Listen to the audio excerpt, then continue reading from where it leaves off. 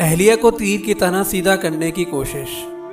اکثر شوہروں کی یہ خواہش ہوتی ہے کہ ان کی بیویاں اٹھنے بیٹھنے، بول چال اور دیگر معاملات میں ہر قسم کی بشری کمی کوتاہیوں اور اونچ نیچ سے پاک ہوں اور 100% ان کے مزاج کے مطابق چلیں۔ یہ ایک ناممکن خیال ہے۔ اس خیال کو عملی جامہ پہنانے کی کوشش میں لڑائی جھگڑے ہوتے ہیں اور نوبت طلاق تک پہنچ جاتی ہے۔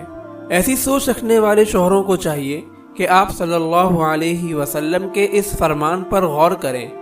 آپ صلی اللہ علیہ وسلم نے فرمایا، عورت پسلی کی ہڈی کی طرح ہے، اگر تم اسے بالکل سیدھا کرنا چاہو گے تو تم اسے توڑ دو گے، یعنی جدائی کی نوبت آ پہنچے گی، اور اگر تم عورت سے فائدہ اٹھانا چاہو تو تمہیں اس کا ٹیڑھا پن برداشت کرتے ہوئے اس کی خوبیوں سے فائدہ اٹھانا ہوگا۔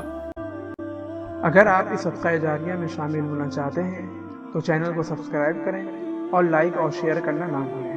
جزاک اللہ خیرا۔